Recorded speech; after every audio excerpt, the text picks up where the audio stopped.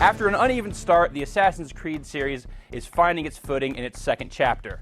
It would seem that the developers at Ubisoft Montreal have put considerable thought into how to bring some color and depth to the detailed and occasionally brilliant sketchwork provided by the original Assassin's Creed, and that effort has paid off generously. If you're not already familiar with the high concept intricacies of the original Assassin's Creed, you may want to read up before jumping in here. Assassin's Creed 2 makes some token efforts to catch up new players, but after a quick summary reel about the war between the Templars and the Assassins, the Animus, and the role that Desmond Miles plays in this hot mess, it picks right back up with the final shot from the first game and doesn't look back. We have to go. Lucy, where have you been? Why did they... Now.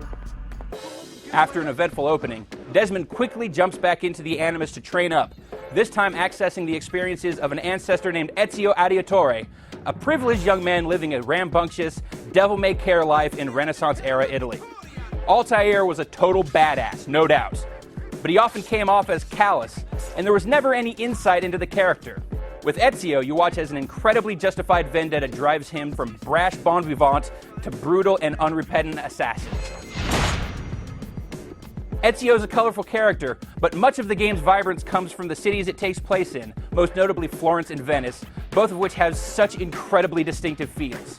Not content creating lively, convincing renditions of real places, Assassin's Creed 2 weaves itself freely into the tumultuous history of Renaissance Italy, linking Ezio's path with real historical figures like the Medici family and Leonardo da Vinci. Madonna Maria. Hello, Leonardo.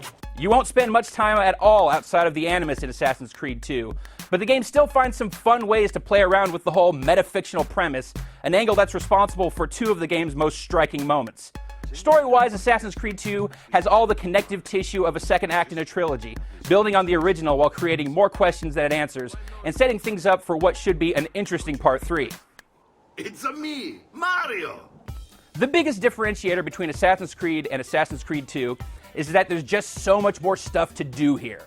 This starts off with Ezio himself, who is generally just a superior specimen. He's more agile than Altair, able to scale buildings more rapidly and gracefully. He's better in a straight-up fight, where the timing's been relaxed a bit, and you're given the additional ability to disarm your foes, making their weapons your own. His dual wrist-mounted blades give him more, and more unflinchingly brutal, assassination opportunities.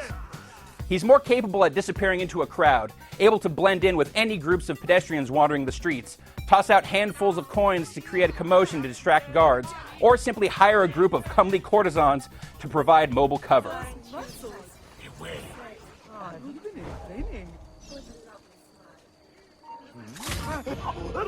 While Ezio has more means by which to dodge security, guards now have more memory of your action. Too much high-profile wet working will leave you with a notoriety level that makes it harder to get around, though you can then reduce your notoriety level by tearing down wanted signs, bribing heralds, and murdering corrupt city officials.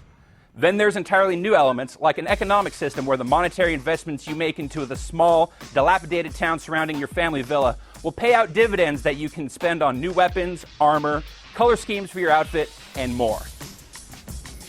Though a certain murder fatigue can set in with the main story path after a while, the game does its best to stave it off with regular changes of scenery and plenty of extracurricular activities.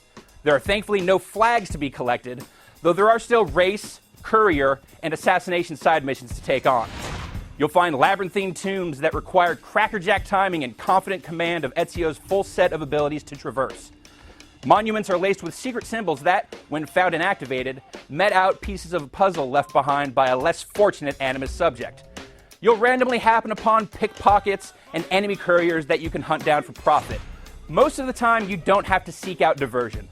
It's much more likely you'll just naturally get sidetracked on your way to murder someone else.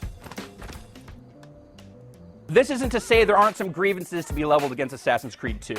Like the original, there's too much recycled voice work in the world at large, and if I never again hear the Italian-tinged voice that cries out, "Money, money, money!" when you toss some coins on the street, it'll be too soon.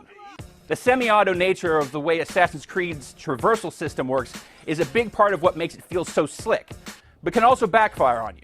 Considering Ezio's high-wire lifestyle, it's usually pretty frustrating and calamitous when your intended direction isn't interpreted the way you might hope.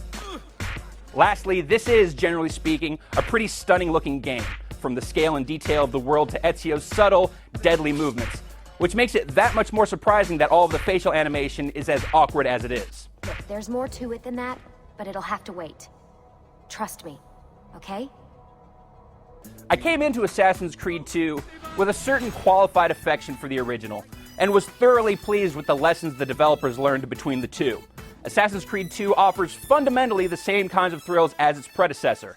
It's just been expanded, streamlined, and overhauled in ways that bring it closer to grace and make it a much easier game to recommend.